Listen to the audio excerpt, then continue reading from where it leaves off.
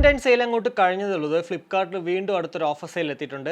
Oh my god gadget sale ഫെബ്രുവരി 15 മുതൽ 19 വരെയാണ് ഈ ഒരു ഓഫർ സെയിൽ നമുക്ക് ഫ്ലിപ്കാർട്ടിൽ കാണാൻ സാധിക്കുക.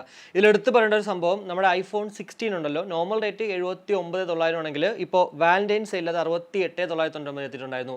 ഇൻക്ലൂഡിംഗ് കാർഡ് ഓഫർ പക്ഷേ നമുക്ക് 63,990 മേടിക്കായിരുന്നു. ഏറ്റവും ലാഭകരമായിട്ട് നമുക്കിപ്പോൾ ഐഫോൺ 16 മേടിക്കാൻ പറ്റിയൊരു അവസരം നമ്മുടെ വാലന്റൈൻ സെയിലായിരുന്നു. അപ്പോൾ ആ ഒരു സെയിൽ മേടിച്ചില്ല എന്നുള്ളൊരു വിഷമം നിങ്ങൾക്കുണ്ടെങ്കിൽ കുഴപ്പമില്ല. നമ്മുടെ ഇവിടെ ഈ ഒരു ഓ മൈ ഗോഡ് ഗാഡ്ജറ്റ് സെയിലും ആ സെയിം റേറ്റിന് നമുക്ക് സാധനം മേടിക്കാൻ പറ്റും. അതായത് 67,990 പ്രോഡക്റ്റ് ഓഫർ സെയിലുള്ള പ്രോഡക്റ്റ് ഇൻക്ലൂഡിംഗ് ബാങ്ക് ഓഫർ 5,000 രൂപയുടെ കുറച്ചിട്ട് 63,990 ഐഫോൺ 16 പ്ലസ് ആണെങ്കിൽ നോർമൽ റേറ്റ് 89,900 ആണെങ്കിൽ 78,990 ഇപ്പോൾ ഈ ഒരു ഓഫർ സെയിൽ എന്ന് പറയുമ്പോഴത്തേക്ക് സെയിൽ പ്രൈസ് എന്ന് പറയുന്നത്. എന്നാൽ 5,000 രൂപ കൂടി കുറച്ചിട്ട് ഇൻക്ലൂഡിംഗ് ബാങ്ക് ഓഫർ 73,999 രൂപയ്ക്ക് മേടിക്കാൻ സാധിക്കുന്നതാണ്. സോ അങ്ങനെ വെച്ച് നോക്കുമ്പോഴത്തേക്ക് ഉറപ്പായിട്ടും നമുക്ക് ആ വീണ്ടും ഇവിടെ പിന്നെ HSBCയുടെ കാർഡാണ് എന്ന് പറയുന്നുണ്ട്. മറ്റുള്ളതിനുണ്ടോ ഇല്ലയോ എന്നുള്ളത് എനിക്കറിയത്തില്ല. എന്തായാലും HSBC കാർഡ് ഉള്ളവർക്ക് ഉറപ്പായിട്ടും വൻ ലാഭമാണ് ഐഫോൺ 16ലും 16 പ്ലസിലും ഇവിടെ കാണാൻ സാധിക്കുന്നത്. അതേപോലെ തന്നെ പല ഫോണുകളുടെയും റേറ്റുകൾ ഇപ്പോൾ നത്തിങ്ങിൻ്റെ ഫോൺ 2A ആണെങ്കിൽ 19,999 രൂപ മുതൽ തുടങ്ങും. എന്തായാലും 3A അടുത്ത് തന്നെ ലോഞ്ച് ആകാൻ പോവാണ്. അതുകൊണ്ട് തന്നെ നത്തിങ് ഫോൺ 2A എന്ന് പറയുന്നത് കുറച്ചുകൂടി വില ഉറപ്പായിട്ടും നമുക്ക് കുറയുമെന്നുള്ളതിൽ വേറൊരു സംശയമില്ല.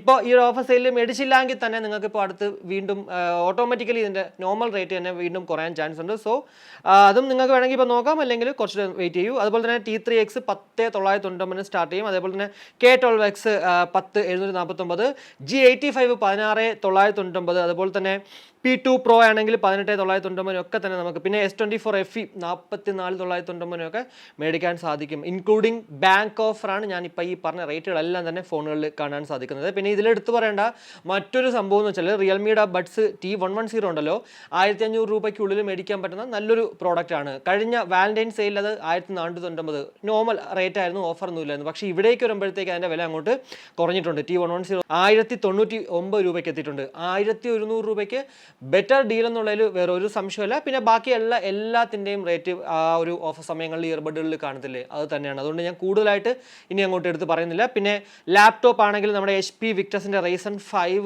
8GB 256 നമുക്കിപ്പോൾ 52 സംതിങ്ങിനൊക്കെ കിട്ടും.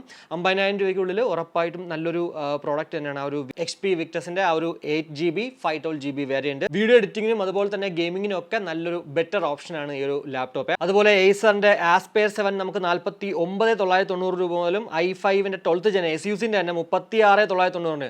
അതായത് SUSൻ്റെ ഈ i5ൻ്റെ 12th ആയാലും 13th ആണെങ്കിൽ നമുക്ക് സത്യം പറഞ്ഞാൽ ഒരു 40,000 രൂപയ്ക്ക് മുകളിലാണ് നോർമൽ റേറ്റുകളിൽ സാധനം മേടിക്കാൻ പറ്റുക. എന്നാൽ ഇവിടേക്ക് വരുമ്പോൾ ഈ ഓഫർ റേറ്റിൽ നമുക്ക് 36,990 കിട്ടുന്നു എന്ന് പറയുമ്പോഴത്തേക്ക് നല്ല പെർഫോമൻസ് ആണ് ആക്ച്വലി ഈ i5. പിന്നെ റൈസിനേക്കാളും കുറച്ചുകൂടി ലോങ് ലാസ്റ്റിംഗ് ആയിരിക്കും നമ്മുടെ i5 പ്രോസസ്സർ. സോ 36 അല്ലെങ്കിൽ 37 രൂപയ്ക്ക് കിട്ടുന്നത് നല്ലൊരു ഡീൽ തന്നെയാണ്. പിന്നെ HPയുടെ i5 13th Gen നമുക്ക് 52,990 സ്റ്റാർട്ട് ചെയ്യുന്നു.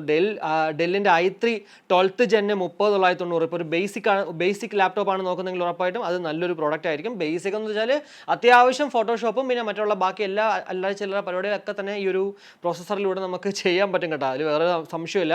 പിന്നെ സാംസങ്ങിൻ്റെ ഗാലക്സി ബുക്ക് 4 48,990, 54,999 രൂപയാണ് ഇതിൻ്റെ ആ ഒരു നോർമൽ റേറ്റ്. ഇൻക്ലൂഡിംഗ് ബാങ്ക് ഓഫറാണ് നമുക്ക് എന്തായാലും ഇവിടെ ഈ ഒരു 48,990 എന്ന് പറയുന്നത് കാണാൻ സാധിക്കുന്നത്. ഇതുപോലെ തന്നെയാണ് പല പ്രോഡക്റ്റുകൾക്കും. എന്തായാലും കൂടുതലായിട്ട് നിങ്ങൾക്ക് ഇപ്പോൾ ഏത് കാറ്റഗറി അറിയണമെന്നുണ്ടെങ്കിൽ ഉറപ്പായിട്ടും വീഡിയോയുടെ കമൻറ്റ് ആയിട്ടുള്ളൂ. ഇനി അതെല്ലാം നിങ്ങൾക്ക് ഇയർബഡ്സുകളുടെ നെക്ക് ബാൻഡ്സിൻ്റെ ഒക്കെ അറിയണമെങ്കിൽ ഓൾറെഡി റീസെൻ്റ് ആയിട്ട് വീഡിയോ ഞാൻ ചെയ്തിട്ടുണ്ട്. സോ അതങ്ങോട്ട് കണ്ടു കഴിഞ്ഞാൽ നിങ്ങൾക്ക് കറക്റ്റ് അങ്ങോട്ട് മനസ്സിലാകുകയും ചെയ്യുന്നതാണ്. അപ്പോൾ ഇത്രയേ ഉള്ളൂ. ഈ ഒരു വീഡിയോയിലൂടെ നമ്മുടെ ആ ഒരു ഓ മൈ ഗോഡ് ഗാഡ്ജറ്റ് സെയിലിനെ കുറിച്ചിട്ടുള്ള ഏകദേശ ധാരണ നിങ്ങൾക്ക് ലഭ്യമായെന്ന് വിശ്വസിക്കുന്നു. ഈ ഒരു വീഡിയോ ഇഷ്ടപ്പെട്ടുവെങ്കിൽ ആ ഇഷ്ടം ലൈക്കായിട്ടും അഭിപ്രായങ്ങൾ കമൻറ്റായിട്ടും കൂടാതെ നമ്മുടെ ചാനലിനൊന്ന് സപ്പോർട്ട് ചെയ്യാൻ ആഗ്രഹം ഉണ്ടെങ്കിൽ ഫാമിലിക്കും ഫ്രണ്ട്സിനും ഒക്കെ ഒന്ന് ഷെയർ ചെയ്ത് അങ്ങനെ ഒന്ന് സപ്പോർട്ട് ചെയ്യുക. കൂടാതെ ചാനലൊന്ന് സബ്സ്ക്രൈബ് ചെയ്യാനും കൺസിഡർ ചെയ്യുക. അപ്പോൾ മറ്റൊരു വീഡിയോ കാണുമ്പോഴേക്കും ബൈ.